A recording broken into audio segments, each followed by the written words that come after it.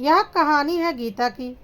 किस तरह से गीता की ज़िंदगी में एक तूफान आया और कैसे गीता ने उस तूफान का सामना किया और अपने जीवन को संवारा और अपना जीवन बर्बाद करने वालों को उनकी औकात दिखाई। आइए देखते हैं गीता के संघर्ष और हिम्मत की कहानी। गीता की शादी बहुत धूमधाम से हुई थी। उसकी शादी उसके मायके जैसे ही एक बहुत बड़े रईस परिवार में हुई थी। 2 महीने बाद उसे अपने पति के साथ लंदन जाना था। लड़के के परिवार वाले भी बेहद खुश दिख रहे थे। लड़के के पिता अपने इलाके के बहुत बड़े जमींदार थे। उसने भारी रोबदार लहजे में गीता के पिता से कहा था, मेरे लिए यह कोई खास मायने नहीं रखता कि आप अपनी बेटी को दहेज में क्या देते हो। हमारे पास सब कुछ है। बस हमारी बारात का स्वागत कुछ ऐसे तरीके से कीजिएगा कि सदियों तक लोग याद रखें। शादी के बाद 1 महीना कैसे बीता पता ही नहीं चला। गीता हर हिल स्टेशन पर घूमती रही, शादी को बिना रजिस्टर्ड कराए। गीता के पति को एक दिन अचानक लंदन जाना पड़ा। कुछ दिनों तक गीता मायके में ही रही। ससुराल से कोई खोज खबर नहीं मिल पा रही थी। गीता का पति जो फ़ोन नंबर उसे देकर गया था वह फर्जी था। लोगों को 2 और 2 जोड़कर 5 बनाते देर नहीं लगती। लोग कहने लगे कि लालच के मारे लोग बिना कोई पूछताछ किए विदेशी दूल्हों के साथ अपनी लड़कियां बांध देते हैं। ये एनआरआई रईस 2-3 महीने जवान लड़कियों का जिस्मानी शोषण करके फुर्र हो जाते हैं। फिर सारी उम्र ये लड़कियां विधवाओं से भी गई गुजरी जिंदगी बसर करती हैं। आने वाले समय में जिंदगी ने जो कड़वे अनुभव गीता को दिए थे वे उसके लिए पल पल मौत की तरफ ले जाने वाले कदम थे। उसके माता पिता ने शादी में करोड़ों रुपए खर्च कर दिए थे और क्या कुछ नहीं किया था। एक बड़ी कार भी उसे दहेज में दी थी। खैर 2-3 महीने बाद एक नया नाटक सामने आया। गीता के बैंक खाते में पति ने कुछ पैसे जमा किए। अब वह उसे हर महीने अच्छे खासे रुपए भेजने लगा था ताकि पैसों के लिए ही सही गीता उसके खिलाफ कोई हो हल्ला ना करे। गीता के पिता ने कुछ रिश्तेदारों को साथ ले जाकर उसके ससुराल में जाकर खोजबीन की। पता चला कि लड़का तो लंदन में पहले से ही शादीशुदा है। यह बात उसने अपने माँ बाप से भी छिपाई थी। कुछ अर्सा पहले उसने वहीं पर शादी कर ली थी ताकि वहाँ का परमानेंट वीज़ा लग जाए। गीता के साथ तो उसने अपने माँ बाप को खुश करने के लिए शादी की थी ताकि वह सारी उम्र उनकी सेवा में लगी रहे। इस मामले में गीता के घर वाले उसके ससुराल वालों को फंसा सकते थे, मगर यह इतना आसान नहीं था।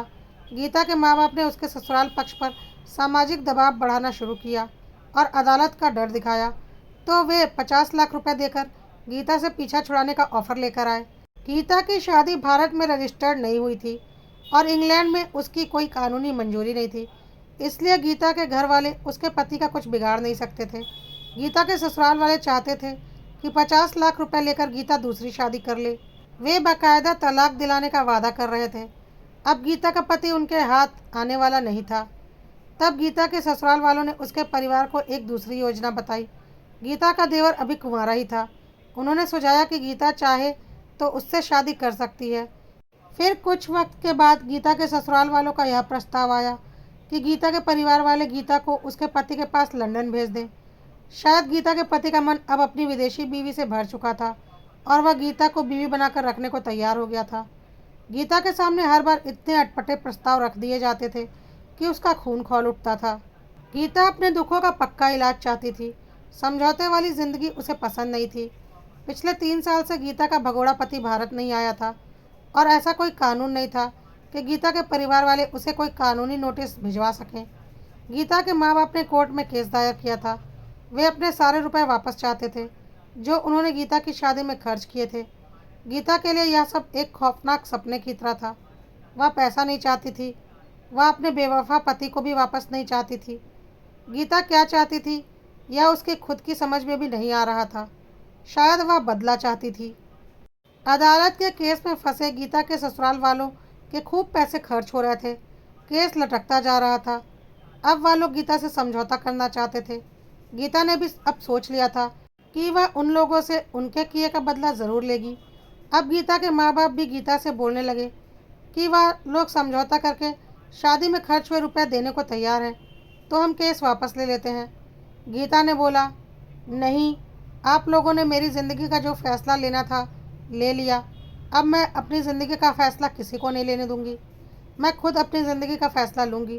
गीता के माँ बाप को पता था कि उन्होंने ठीक से जांच पड़ताल किए बिना बस पैसे देकर गीता की शादी करा दी थी। उसकी ज़िंदगी आज बर्बाद थी तो कहीं ना कहीं वह लोग भी उसके जिम्मेदार थे। उन लोगों ने बोला, ठीक है बेटा, जैसा तुझे ठीक लगे। गीता ने केस वापस लेने से मना कर दिया। ससुराल वाले अब कोर्ट कचहरी दौड़ दौड़ कर परेशान हो चुके थे। उन्होंने थक हार कर गीता से साफ साफ बोला कि वह क्या चाहती है। गीता ने बोला, भले ही हमारी शादी रजिस्टर्ड नहीं हुई है, लेकिन फिर भी मेरी शादी आपके बेटे से हुई है, तो आपके बेटे का आपकी ज़मीन जायदाद और संपत्ति में जितना भी हक बनता है वह सारा मुझे चाहिए। गीता के ससुर ने बोला, पागल हो गई है क्या? मैं तुझे अपनी संपत्ति का आधा हिस्सा क्यों देने लगा? मेरी संपत्ति मेरे दोनों बेटों में बटेगी। गीता ने बोला, तो फिर मैं कोई समझौता नहीं करने वाली, लड़ते रहिए जीवन भर केस। गीता ने अब उनके ऊपर दहेज उत्पीड़न और घरेलू हिंसा का केस भी लगा दिया। गीता के सास ससुर काफ़ी परेशान हो चुके थे और जिस बेटे की वजह से वह परेशान थे वह विदेश में मज़े की ज़िंदगी जी रहा था। उन लोगों ने फ़ोन पर गीता की शर्त अपने बेटे को बताई तो उसने कहा, ऐसी बेवकूफ़ी आप कैसे कर सकते हैं? मेरे हक की संपत्ति उसके नाम कैसे कर सकते हैं? गीता के ससुर ने बोला, तो यहाँ आकर अपनी बीवी को संभाल और उससे समझौता कर। लेकिन बेटे को पता था कि अगर वह भारत आया तो उसका फंसना तय है और वह वापस विदेश नहीं जा पाएगा, इसलिए उसने साफ मना कर दिया। वैसे भी उसे क्या दिक्कत थी, उसकी ज़िंदगी तो आराम से कट रही थी और भारत में अच्छी खासी ज़मीन जायदाद उसके हिस्से की रखी ही हुई थी। गीता के सास ससुर और देवर काफ़ी थक चुके थे इन कोर्ट कचहरी के चक्कर से। एक दिन कोर्ट के बाहर गीता के ससुर जी चक्कर खाकर गिर गए। गीता ने उन्हें पीने के लिए पानी दिया। पानी पीने के बाद गीता ने बोला, देखिए पापा जी, आपका बेटा तो स्वार्थी है। आप मानिए या ना मानिए, सारे कष्ट और मुसीबत आप तीनों झेल रहे हैं और साथ में मैं भी। वह तो विदेश में मज़े की ज़िंदगी अपनी पत्नी के साथ जी रहा है और सोच रहा है जब उसका दिल करेगा भारत आकर अपने हिस्से की संपत्ति बेचकर एक मोटी रकम अपने साथ लेकर चला जाएगा।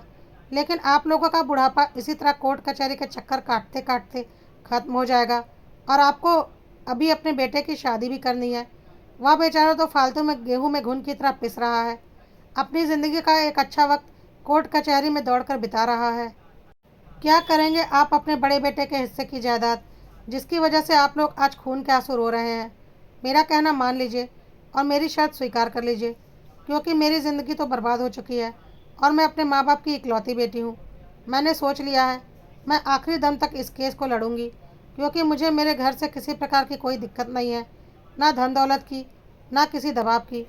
गीता के सास ससुर और देवर घर चले गए और घर जाकर उन्होंने गीता की कई बातों के ऊपर विचार विमर्श किया।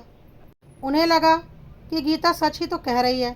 जिस बेटे के हक की संपत्ति वह लोग बचाना चाहते हैं, उस बेटे ने ही उन्हें इतनी बड़ी मुसीबत में डाला है और अब इन लोगों को मुसीबत में अकेला छोड़कर खुद तो बहुत दूर आराम से है और वह भारत आना भी नहीं चाहता। ऐसे स्वार्थी बेटे के लिए हम क्यों सोचें, जो इस उम्र में अपने माँ बाप और छोटे भाई के लिए नहीं सोच रहा। गीता के ससुर ने अपने बेटे को फ़ोन करके बोल दिया कि वह उसके हक की संपत्ति गीता के नाम पर करने जा रहे हैं। बेटे ने बोला, ऐसा आप कैसे कर सकते हैं? मैं आपको ऐसा कभी नहीं करने दूंगा। इस पर गीता के ससुर ने बोला, तो फिर भारत आकर गीता से समझौता कर। उनका बेटा फंस चुका था, ना वह भारत आना चाहता था और ना ही अपनी संपत्ति गंवाना चाहता था। उसने फ़ोन काट दिया। माता पिता को पता था कि वह कभी भारत नहीं आएगा, तो वह उसके लिए कष्ट क्यों उठाए। उन्होंने उसके हिस्से की सारी संपत्ति गीता के नाम कर दी। गीता ने सारे केस वापस ले लिए। इस बीच गीता ने एक और चाल चली। यह चालबाजी उसने अपने ससुराल वालों और अपने पति से ही सीखी थी। उसने हर जगह अपने ससुराल वालों को और ख़ास करके देवर को इतना बदनाम कर दिया कि अब उसके देवर से कोई भी लड़की वाला अपनी लड़की की शादी करने को तैयार नहीं था। चारों ओर यह बात फैली हुई थी कि जिस तरह से उनके बड़े बेटे ने एक लड़की की ज़िंदगी खराब कर दी, वैसे ही अब छोटा बेटा भी करेगा। वह भी विदेश में बसना चाहता है। बस शादी करके एक लड़की को अपने माँ बाप की सेवा के लिए यहाँ पर रखकर वह विदेश चला जाएगा। यह बात सब जगह फैल चुकी थी। लाख कोशिश करने के बाद भी गीता के देवर की शादी नहीं हो पा रही थी। गीता के सास ससुर काफ़ी परेशान थे। अब उन्हें चिंता होने लगी थी। गीता का देवर भी काफ़ी दुखी था कि उसके भाई की वजह से उसकी ज़िंदगी खराब हो गई है। गीता ने अब अपनी अगली चाल चली, क्योंकि वह भी तो अपनी ज़िंदगी में अकेली थी और उसे भी कोई जीवन साथी चाहिए था। गीता अपने देवर के करीब जाने लगी और धीरे धीरे गीता और उसके देवर एक दूसरे को पसंद करने लगे। गीता ने सोच लिया था कि अगर वह अपने सास ससुर की शर्त की वजह से देवर से शादी करती तो जिंदगी भर उनके एहसान तले दबाव में रहना पड़ता। अब वह अपनी शर्तों पर उसके देवर से शादी करेगी। गीता के सास ससुर ने गीता के घर अपने छोटे बेटे का रिश्ता भेजा, जिसे गीता के माँ बाप ने गीता की रजामंदी से स्वीकार कर लिया। गीता ने अपनी शर्त रखी कि शादी कोर्ट में होगी, क्योंकि इस बार उसे अपनी शादी के पक्के सबूत चाहिए थे। गीता और उसके देवर की शादी हो गई। गीता के पहले पति ने विदेश से इस पर आपत्ति जताई कि शादीशुदा होते हुए गीता दूसरी शादी कैसे कर सकती है, वह भी उसके ही भाई से। गीता के देवर ने बोला, नीच इंसान, पहले ही गीता की ज़िंदगी बर्बाद कर रखी है और साथ ही साथ मेरी भी।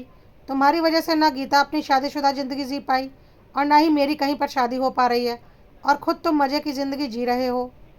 खबरदार, जो फिर कभी यहाँ फ़ोन किया, कहकर उसने फ़ोन काट दिया। गीता के पहले पति को समझ में आ चुका था कि अब वह गीता का कुछ नहीं बिगाड़ सकता। गीता और उसके देवर की शादी हो गई और गीता विदा होकर दोबारा अपने ससुराल आ गई। एक दिन गीता ने मौका पाकर अपने पहले पति को फ़ोन किया और बोला, बहुत होशियार बनता था ना, सोचा था अच्छा खासा दहेज लूँगा और एक लड़की को अपने माँ बाप की सेवा के लिए भारत में छोड़कर हमेशा के लिए विदेश में मौज करूँगा। लेकिन अफसोस, तेरे पल्ले मैं पड़ गई। अब मज़ा आ रहा है। तेरे हिस्से की सारी संपत्ति मेरे नाम पर है और अब तेरा भाई मेरा पति है, तो उसके हिस्से की सारी संपत्ति भी अब मेरी है। साथ ही साथ मैं इस घर की बहू हूँ, अपने पति के साथ हूँ। तेरे माँ बाप और भाई तुझसे नफरत करते हैं और मैं इस घर में शान की ज़िंदगी जी रही हूँ।